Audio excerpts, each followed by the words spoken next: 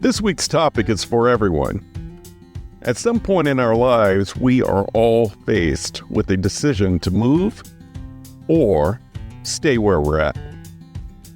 As I've mentored a few people recently about making moves, there are so many factors that go into uprooting. It's extremely hard for some to find that right location. Then there are others where it's extremely easy to pick up and leave. Then there are others that love the nomadic lifestyle. What I can say about this episode is that everyone is different. Everyone has a different purpose. Everyone's location has a different purpose. So the questions that I end this podcast with is all about starting a conversation, especially if you're between seasons and looking for a new location to establish your roots or better fit into the community of your choice. I also recommend going back and listening to episode 3 called Bloom Where You Are Planted. That goes deeper into our purposes and what that has to do with where we live. We'll be right back.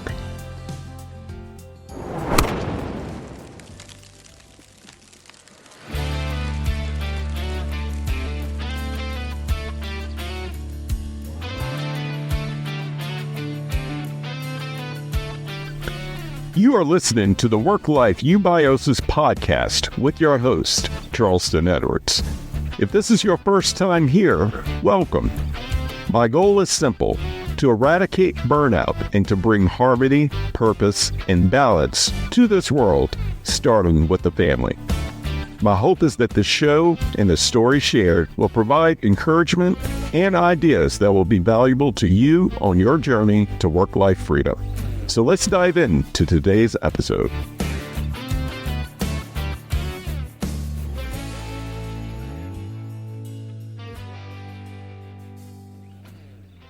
Last year, my family had the opportunity to visit Africa for the first time. Upon checking into our apartment, we entertained an angel. The gentleman working at the receptionist desk helped us with our luggage, walked us to a secure parking lot, and went absolutely red carpet overboard to make sure we felt comfortable in this new place. After carrying our luggage, he volunteered to escort me to the grocery store. Then he went on to translate to the cashiers, push my cart of groceries, and help tote the groceries all the way back to our rental property. It was too late to cook, so I decided to find takeout. And before I knew it, the same guy was escorting me to a restaurant. And as we sat there, yes, he waited with me. I asked him why he was being so helpful. This question seemed to bewilder him, and he answered that this was his job, and he was delighted to help us out. His hospitality was quite normal to his purpose. Service is what he does. The food took another 30 minutes and our conversation continued. What I learned next absolutely floored me. This angel was from the slums. He works 2 jobs, including his receptionist/security job, but he also paints. He does these multiple jobs to provide for his wife and his 3 kids. He lit up talking about his kids and how he was ready to put his oldest through college in Spain. He continued to smile as he talked all about the community outside of Cape Town and the magic that comes with the scenery and those who visit the area. He went on to tell me that he had visited America about 10 years ago, and he thought he had landed in heaven. And once he returned from his visit, he had one other thought. And he said, quote unquote, "I don't quite understand why Americans complain." The entire conversation was the introduction to Africa that I needed. This angel in disguise from the slums was wealthier than he knew. Or maybe he did know. If he can put his kids through college, was he sacrificing upgrading his home or community? I don't know the answer to this, but he has what many people don't: contentment. When we have purpose, we can find contentment. This angel in disguise dwelled in a place that people would run from. He worked multiple jobs and may never have a yard to build a fence in. Yet, he was still happy and served total strangers with total grace. I was humbled and a bit embarrassed that this guy from the slums was serving me with so much integrity and humility. I realized in the scene that I need to work on being more grateful and content.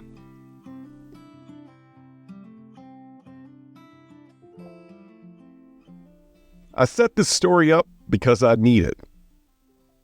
I need the constant reminder that I need to be careful about my own complaints. I need the reminder that some people don't have options on where they live or what work is available to them. No matter what we all go through, someone else always has bigger burdens. I also retell this story because in our American society, we are typically discontent. America is one of the richest and most opportunistic nations in the world, but we are frequently discontent with what we have or what we don't have.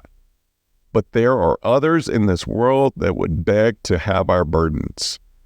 In our dissatisfaction, we are often upgrading our jobs, homes, and communities. We race towards finding a quality life and a quality location. Don't get me wrong, I am one of those people.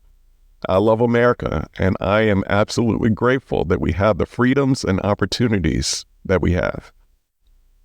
I am also not saying that we have to endure or suffer through the bad or unsafe situations or settle. I'm setting the context for perspective for why people move, or better yet, why people don't move, and what actually defines quality. We need this perspective when we are navigating changes, moves, and or discontentment.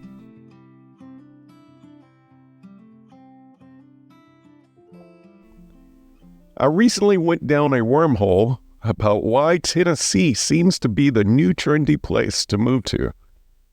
This led me even further into the wormhole and to the U.S. Census Bureau website. Their article titled "Why People Move" states that the top reason people move is for better homes and neighborhoods. I partially buy this, but I believe it goes much deeper. Finding a dream home or upgrading to a new house is typically the byproduct of a much larger decision. Landing in the right community has a wide array of considerations that includes safety, politics, climate, school districts, family, faith, the scenery, taxes, walkability, adventure, the country or the city vibe, affordability, and workforce opportunity, all just to name a few. The cultural reasons to move always comes before what we're moving into. Essentially, the real reason people move is about what we value the most. Moving is typically because of a void or a vision. The void is what primary values are missing, and the vision is what values we desire for our future. I'm fascinated by this data because the nature of work in our homes and communities changed drastically during the pandemic, and it was because of our values.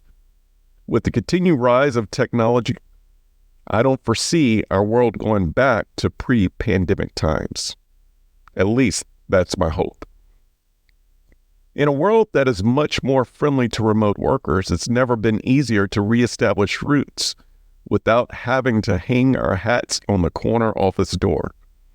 Our corner office is now somewhere at home, in our backyards, or in a shared workspace. There are many more nomads in this world than ever. And this is where extreme caution needs to be exercised in searching for the right place to live. To get to the point, the pandemic exploited our discontentment with how we are living our lives. City centers were aborted like the plague, as the freedom from the skyrise, commutes, and obscene amount of business travel gave time back to families to reconsider the rest of their lives. The pandemic's great reset button placed more people in rural areas. slower paces of life, and birthed new passion-based businesses. In a way, we woke up from a hypnotic state. An article by Wall Street analysts shows that the top 31 states in America with the least density spiked in population at all-time highs during the pandemic. By the way, Idaho is at the top of this list of the fastest-growing population. The U.S. was not alone. Australia also shares similar statistics, but their data wasn't about the better home or becoming hermits. Their pandemic moves were based on a wide range of socioeconomic and personal reasons that influenced the decisions to move. It all points back to one thing. People moved because of their purpose and values.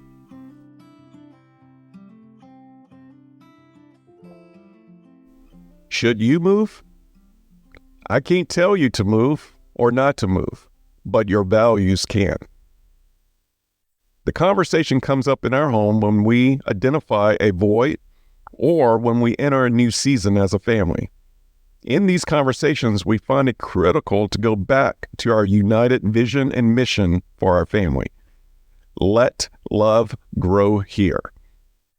This mantra and rallying cry as a family has been part of us for the last 10 years.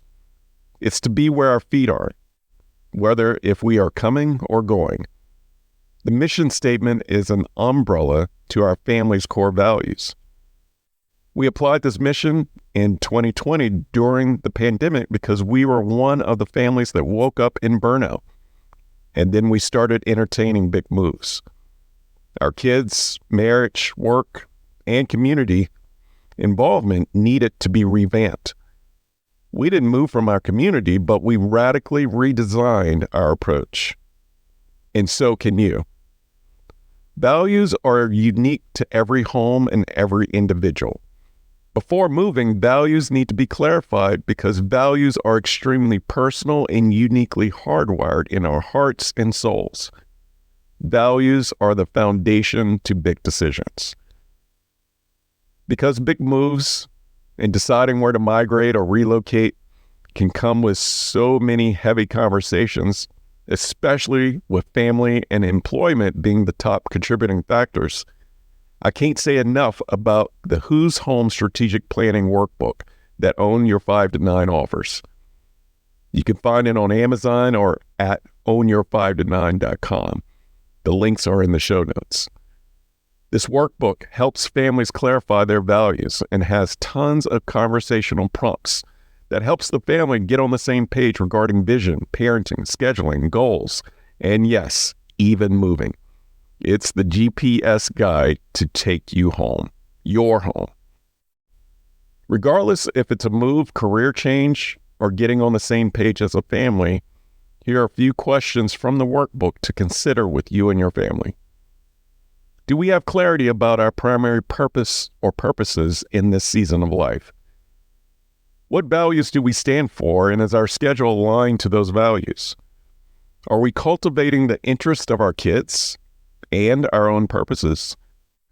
Are we satisfied with how we utilize our time as a family? What is the end goal for our kids when they depart home? What does the community look like for our family? Is it to be closer to extended family? Is it walkability? Is it fast-paced? Are school systems our priority?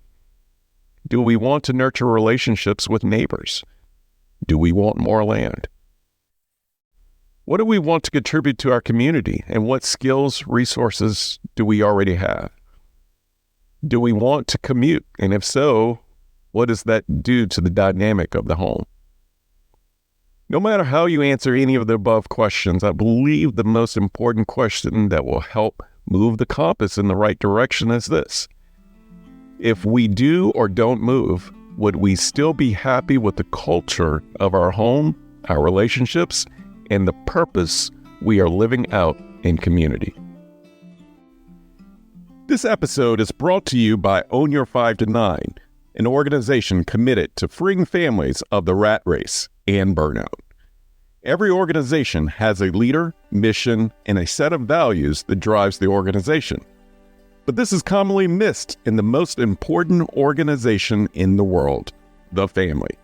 An organization has one mission for how it will impact the world. Why not the family? An organization goes into strategic planning routinely to align its values, mission, and projects. Why not the family? Whose Home, a strategic planning guide for families, is a workbook and a tool needed in all households. Whose Home takes a strategic planning approach with 10 guided exercises to define your core family values, family mission, and tools to operationalize how your family does life together. If your family is facing a big decision, Whose Home is for you. If you're considering a career pivot, Whose Home is also for you. If you desire more intentionality and harmony in your home, Whose Home is for you. Create a healthy culture, not a hustle culture, at home. Visit ownyour5to9.com to claim your copy today. My caution to anyone who is between moves, either a career or a new city, is not to fall into the win-then trap. It's like chasing the wind, famously written by King Solomon. The need for contentment and rest for our souls is just that, an internal journey. Having a home overlooking the ocean or a quiet lake, or a penthouse overlooking the city, or being in a slow-paced community that is walkable and having great neighbors. These are all great amenities, and I'll be the first one to sign up. These are important, but so does our purpose in that location, no matter what it looks like. There are seasons to move, seasons to be nomads, seasons to bloom where we are at. But sometimes we have to be careful to not run from what we are called to face. We must be careful of always looking for greener grass. And to take this back home to the angel in disguise in Africa, a quality community doesn't always come packaged with nice homes, perfect conditions, and ideal jobs. Sometimes the quality community is what we can contribute to where we are at. A quality community can be all about our purpose that gives us no choice but to fully live right where we're at. Moves or no moves, communities all have a need, and we all have something to give. When we understand this, we can go from looking for a community to creating a community. So no matter where we are at, let's always serve others with what we have.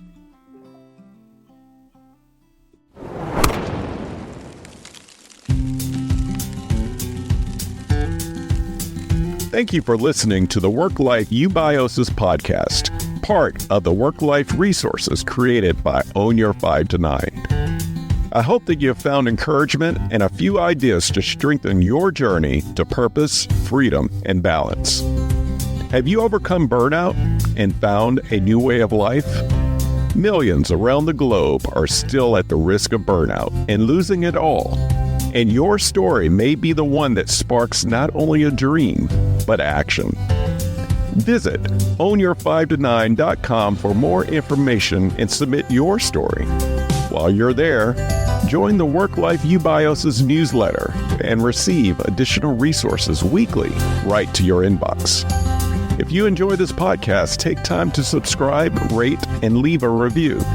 Share it with a friend or loved one.